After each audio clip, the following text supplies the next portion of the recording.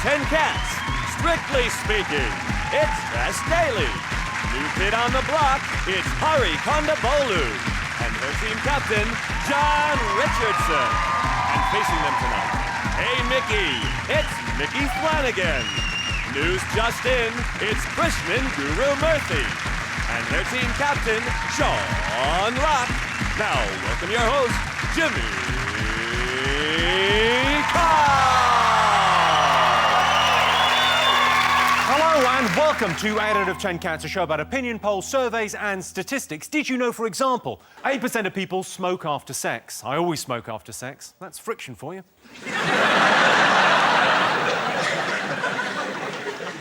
Bees collect 20 kilograms of pollen a year. I wonder what they're going to do with all those nectar points. And 25% of men say they can tell if a woman is faking an orgasm. My girlfriend doesn't fake it. Last week, she told me that she had the most mind-blowing orgasm of her life. God, I wish I'd been there. Right, let's get started.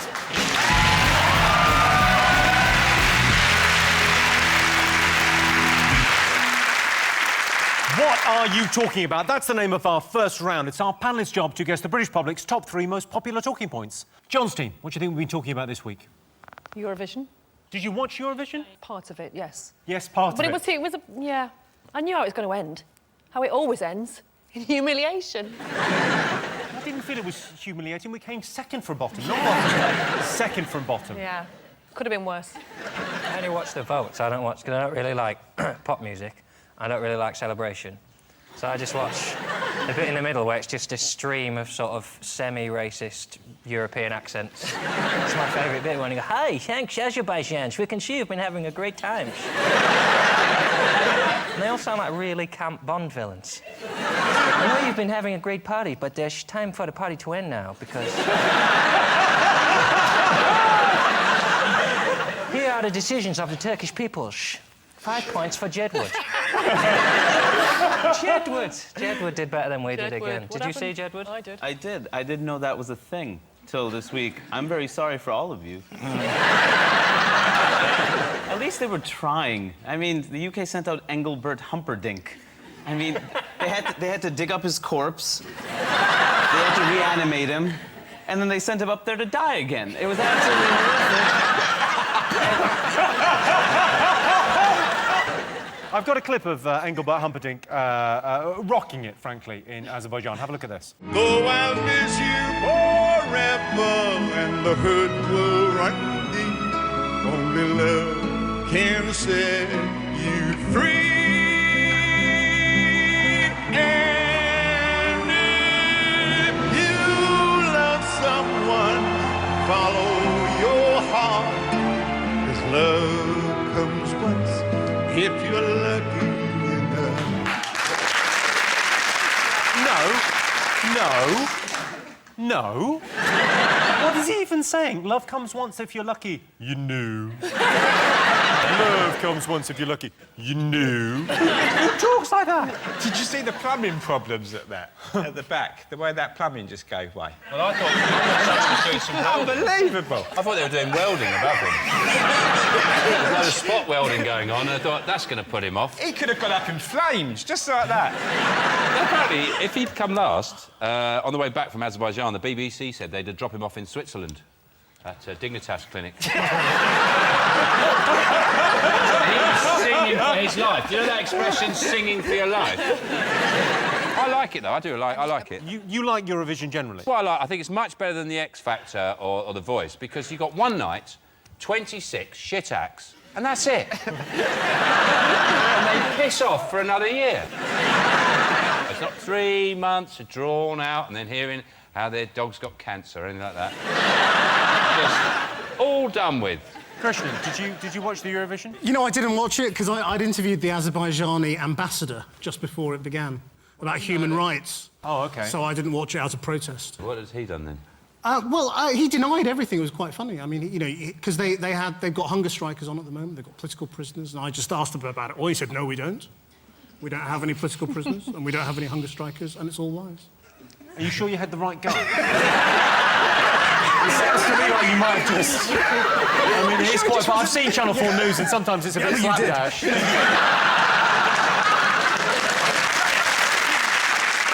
to see? I mean, we came second from bottom. Do you want to see what came 11 places above us?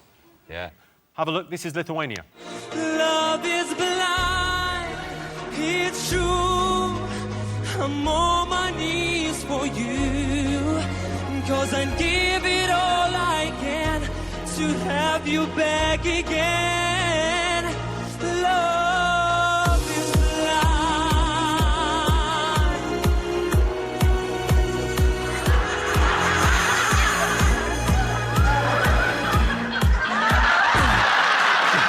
I mean...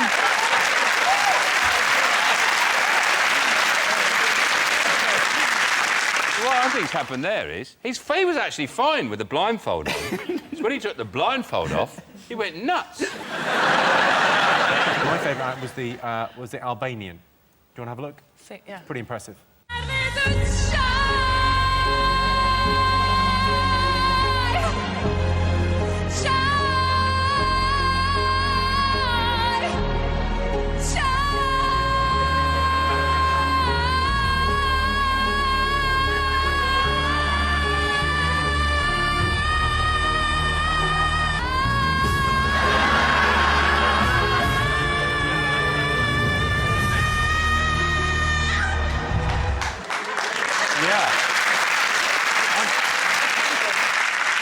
You've got to be brave to walk into a salon and say, I want to do something with my hair. Is there any way you can make it look like I've crapped on my own chest? Snake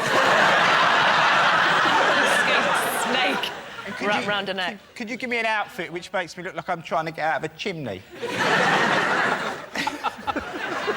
That reminds you of childhood, doesn't it? Can you have another look at us, doesn't it? It just looked like she was trying to squeeze out of a chimney.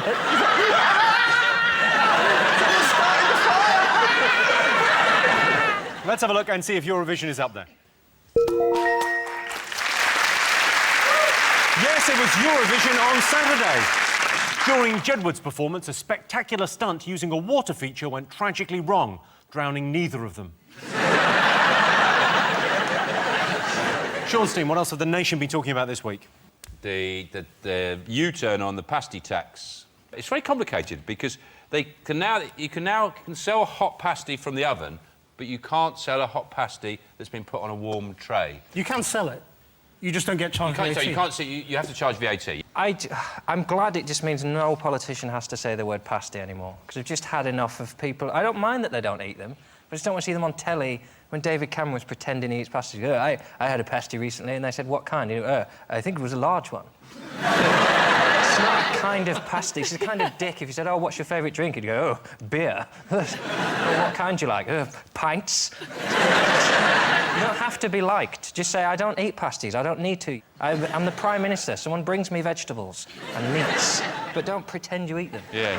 You get the feeling with Cameron, though, that if like, the price of tampons went up, there'd be a shot of him with his trousers down going... I know what it's like, girls. Go. Once a month, oh... Campax. Wrong. Have you ever been to Greg's? Yeah, of course I have. I'm an ardent cheese onion pasty fan. We were weaned on pasties in the north. Can't you tell? I mean, look at her. Yeah. Yeah, you don't look as if you... you don't look as if you put a lot of them away, I'll be honest with you. I'm a pasty fan. You're allowed to eat a pasty and exercise as well, though. It doesn't have to... I like seeing the fat people spinning and brushing when they're finished. It's the most exercise they ever get. Like, spin and brush.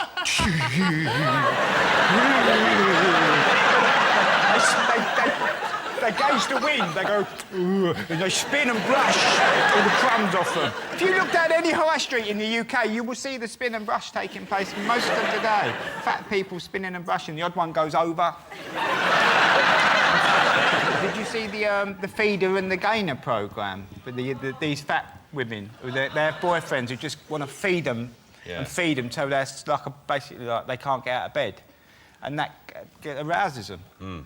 Yeah. Fatties and their feeders. Yeah, and they go down the pub. They go, oh, Ma Tracy, she's a mobile now. Whoa. Wait,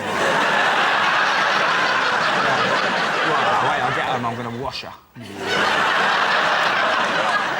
No, I think the food in Greggs is disgusting.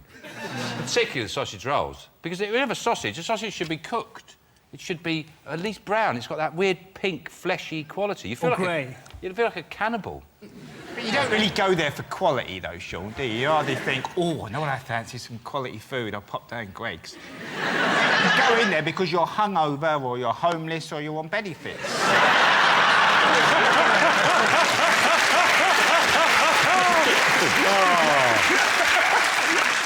Let's have a look and see whether the U-turn on the pasty tax is one of the most talked about things this week. Yes, the government have announced a U-turn on taxing pasties, pies and charitable donations.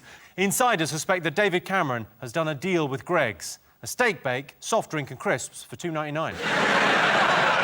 OK, fingers on buzzers, one more thing to get. It's the Jubilee this weekend, isn't it? Four-day weekend. It's a 4-day bank holiday. It's really got nothing to do with the Queen, who most people don't really... The thing I hate most about the Queen is not her inherited wealth, and it's not the powers that she hasn't been elected. It's coronation chicken. You got a problem with coronation chicken? You got a problem with me, my friend. What's your problem? What's your issue? The problem is someone had some chicken and some spice and thought, do you know what we should do? Lob a lot of sultanas in there. Nobody wants fruit in meat. I don't want beef and banana pie. I don't want gammon and pineapple. But I'm glad that you can have rank food for a weekend with a little Union Jack flag in it for a woman that you're never going to meet who doesn't give a shit if you die tomorrow.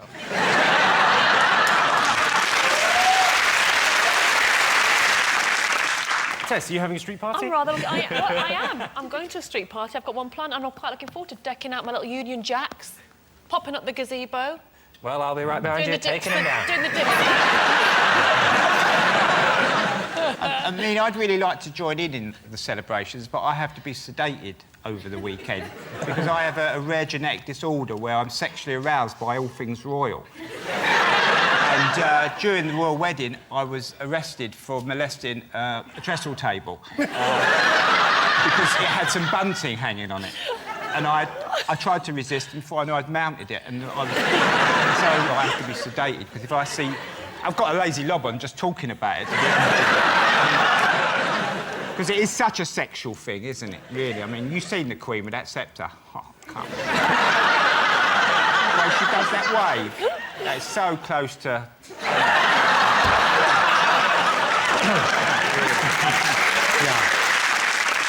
Krishnan, what are you doing on Channel 4 News to celebrate? I will be interviewing the Prime Minister. What's that? And... You're interviewing the Prime Minister... Yeah. Just about the Queen. About the Queen? You sure you reckon it's definitely be him? Why is it the Diamond Jubilee? Because it was silver, then it was gold. Why did they switch to a gem? From a base metal? Well, it's a very good question. Well, I'll explain. It's silver, gold, diamond, platinum, and then it's the state funeral. But if the economy is shit, shouldn't she have kept with gold or gone down to silver or plastic? Or... I just don't get you. I'm not responsible for a lot of this stuff. You're worse in America because you do hereditary, but you elect them. Right. So you elect Bush and then you elect his son. Like, you choose. We've got no choice in this. We've got a terrible system that we've inherited. You are actively making bad decisions. Good point.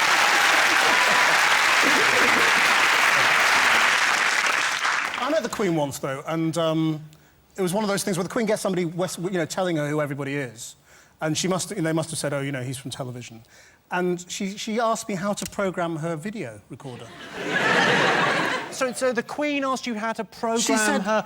What you should have said, what you do... Start of a really good porn film. Don't, Sean, don't. Oh, there's TV man's come round to help There's Krishnan there and a toolkit there. I like the pageant. You know that pageant they're having down the barge down the Thames, and the Queen's on that special barge. I like it if behind the rest of the royal family are on an inflatable banana. Hang on. OK, let's see if the Jubilee is up there. Yes, it's the Queen's Diamond Jubilee this weekend. The Queen recently made a statement renewing her vow to serve the nation. Prince Charles also made a statement saying, oh, for fuck's sake. So at the end of that round, Sean, Micky and Krishnan have 1 point. John, Tess and Hari have 2 points. So our next round is Pick of the Polls. John, Tess, Hari, what do you like the look of? Frisbee? Frisbee. Frisbee. The cool team say Frisbee. Here's your related question. Most people would rather play video games than go to the park. True or false? I prefer a park because you can't lose at the park. You don't come back from the park and someone says, how was the park? And you go, shit, I went out straight away. But with a computer game, you pay 60 quid for something that is now too hard to do. Computer games, I switch them on and then I just die. What's the point in that? They shoot at you straight away. There's not a level where it's like, level 1, get some breakfast. I'm shit at real life. I play video games to feel less shit. For 5 minutes, I want to win the World Cup and shoot some baddies. I don't want to be crying on the floor in a video game as well as my living room. So if I had to answer for everyone, Jimmy, I'd say the park.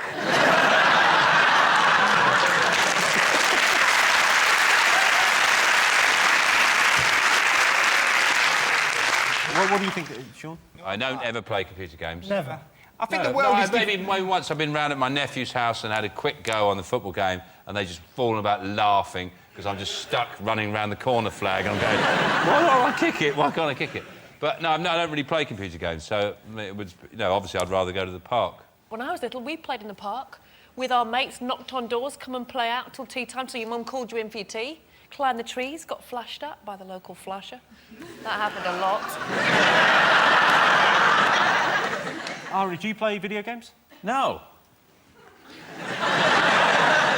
I don't believe you. No. No, I would rather read. You play Call of Duty with your mum every day. Mum's in the audience right now because I couldn't get on the plane by myself. So... she bought me the jacket. Does your mum choose your girlfriends as well? A girlfriend? Yeah.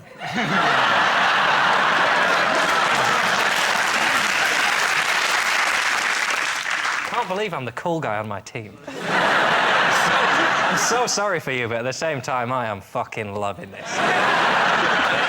Back in the States, I have this image as like a real, like, hard-nosed, like, living a rough kind of life type. And here, I've decided to play the other card. That's what I'm doing here. This is a choice I've made, to play this card here. Yeah. Back in New York, you're very thug life, yeah. I don't even need him. I don't even need him. Pop them back on immediately, though. Back home, I'm white. Well, let's get some answers. So most people would rather play video games than go to the park. True or false? You're saying? False, I think. You say false? What do you think? I think it's false. That is true. Luckily, I'm in charge. OK. True. You're going true. OK. I can tell you the answer is false. Only 30% of people would rather play video games than go to the park. Over now. There's not really much difference between playing a video game and going down the park with a girl. It's all about learning the right finger combinations. And if you don't know them, just rub all the buttons as fast as you can.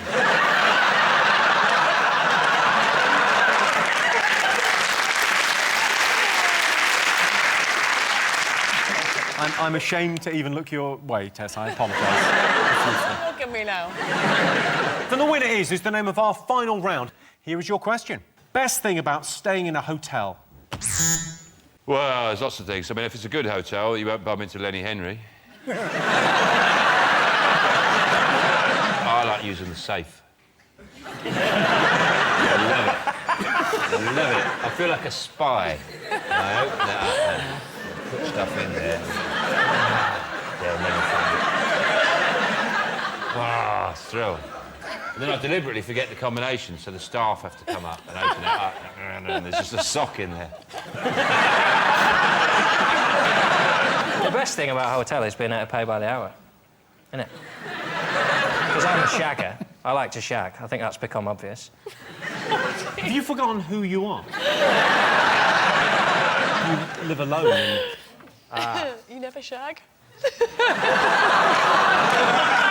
Oh, that is a Don't openly laugh in his face, Tess, as much. And sometimes that can bring him down a little bit if you just openly laugh in his face. And he's never getting any. That's going to be the sentence I hear on a loop when I'm trying to sleep tonight. I can just hear, you never shag. My favourite thing in hotels is pissing in the sink. You know when you go to a hotel and it's a bit cheap and they go, oh, there's no toilet, you have to go down the hallway, and you look at them and say, do you really think I'm going to walk down the hallway? That's something a woman would never do. A woman would never do that. No. That's what seals were invented for. Classy bird does it in the ice bucket, don't she? My mum used to piss in the bin. in the kitchen.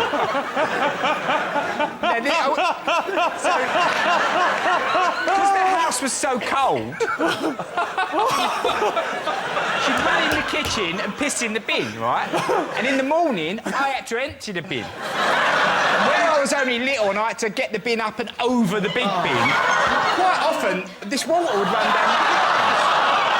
So for years I used to think, why is all this water in the bin? And then one day I saw her in the kitchen pissing in the bin and the mystery was solved. I think the best part of staying in a hotel is that when you call the front desk, the reception, they have to pick up the phone. They can't ignore your calls, like friends you never see or your parents, or they have to pick up the phone and they have to listen to you tell them how rough things are and how you've chosen the wrong industry. They have to. It's their job to listen to you and hear you cry. Like, they have to. When Vernon and I got married, all our guests stayed in the hotel at the venue. Of course. The day after the wedding, we were checking out and we got a phone call from reception saying one of your guests has left a rather large hotel bill. They haven't paid their bill. They're extras. So I said, oh, OK, fair enough, they must have forgot what are the extras. And they said, well, it's about £200. I said, well, what have they had? Champagne and rooms. They said, well, actually, they've watched the entire collection of adult movies. And there's like 20 over the 2 nights. They'd had them all and a bottle of champagne while they were watching them. Seriously, I kid you not. Shall we name and shame? I can't do that. It's Bruce, I better not. Bruce. That man is an animal. OK, best thing about staying in a hotel? Room service. The right answer.